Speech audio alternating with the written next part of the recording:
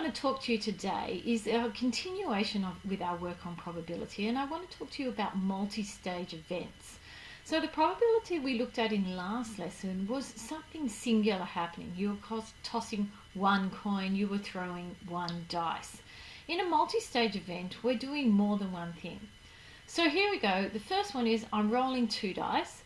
So that must mean there's 2 stages. There's 2 things that happen. Tossing 3 coins, a coin 3 times, is 3 stages. Observing the weather each day over a long weekend, that's going to be 3 stages because a long weekend is Saturday, Sunday, Monday.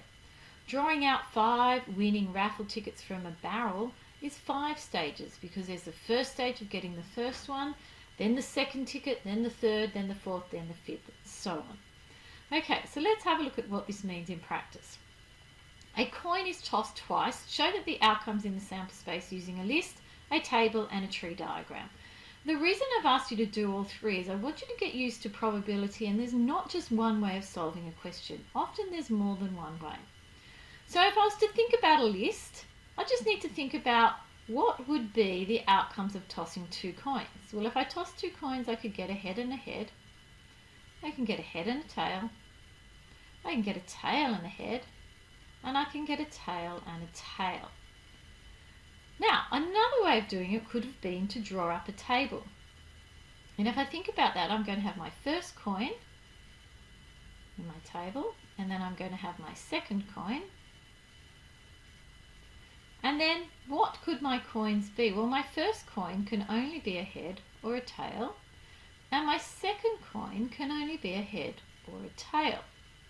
And so within my table now, because yours is going to look so much neater than mine, I could have a head and a head and a tail and a head, and a tail and a tail. And that's another way of getting the same information. A third way is to draw a tree diagram, and this is what gets used a lot in probability. Now I want you to think about a tree diagram as the first thing happening, the first event, so in this case is my first coin, and then my second coin. Now, knowing that when I draw a probability tree, I always start with a branch, starting at one point. So we're always going to start with a branch.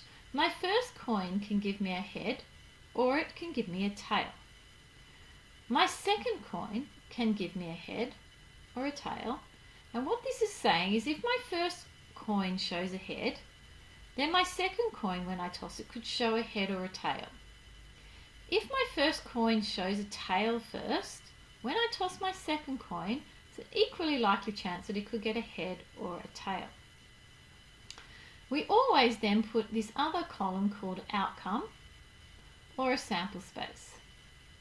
You might see it written down as both. So once we've drawn our probability tree, we have to do our outcome or sample space, and we do that by reading along our tree. So a head and a head is one outcome, a head and a tail is another outcome, a tail and a head is another outcome, and a tail and a tail is yet another outcome. And that's the way we get all of our probabilities. We can either do a list, a table, or a tree diagram. So what is the probability of tossing 2 heads? Well, from my sample space, there is 1 chance of tossing 2 heads out of 4. So the probability of head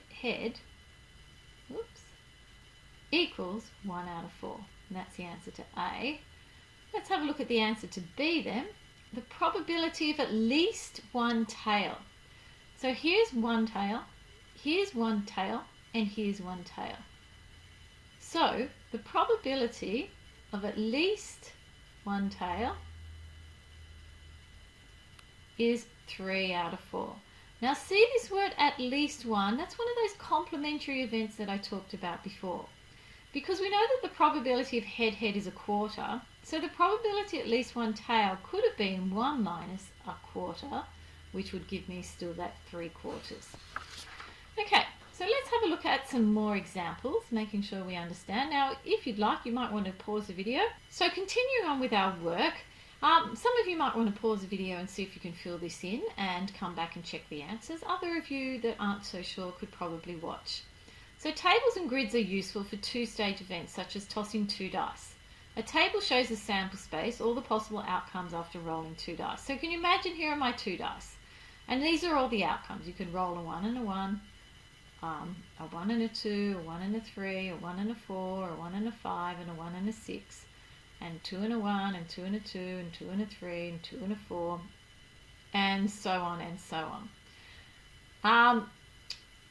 And this is very useful for then answering some questions. So if you're ever asked to answer any questions when rolling 2 dice, I really think that the best way to do this is to draw up a table and list all the outcomes this way. Okay, I'm not going to fill that in because I'm pretty sure that you know what you're doing. Here's another example. A family consists of 3 children. Using a tree diagram, list the sample space, and then what is the probability of the family having, and then there are some questions. So let's think about this. 3 children, meaning there's 3 stages in my probability. So what you can have here is it's the first child is the first one, and then you have a second child, and then you have a third child. Now to draw this as a probability tree, let me just move that up so I've got a bit of space. If you have a baby, you can either get a girl or a boy. Now, that's your first child. If you had a girl first, in your second pregnancy, you could still get a girl or a boy. They're both equally likely, and a girl and a boy. To get your third child, you could have a girl first, a girl second, you could have a girl third, or you could have a boy. If you had a girl first and then a boy second, you still have a probability of a girl or then a boy. If you had a boy first and then a girl second, you could still get a girl or a boy. And so on for the last one. If you had a boy first, you could get a girl third and a boy or a boy. And what you have then is you need to put in your outcomes column, and you work out your outcomes by reading along the tree. So it goes girl, girl, girl. Let me put that in another colour. Girl, girl, girl. That's one of your outcomes. Or you could have girl, girl, boy. Girl, girl, boy. And I get this by following along the lines of my tree. I could have girl, boy, girl. So girl, boy, girl. Or I could have girl, boy, boy. Girl, boy, boy. Or I could have a boy, girl, girl. Boy, girl, girl. Boy, girl, boy. Boy, boy, girl. And boy, boy, boy. And there are all the outcomes. Now we can answer our questions based upon this. So we want the probability of girl, girl, girl. Well, you can see girl, girl, girl only occurs once out of, there's 1, 2, 3, 4, 5, 6, 7, 8. 8 possibilities. So for part B, we want the probability of a girl and 2 boys.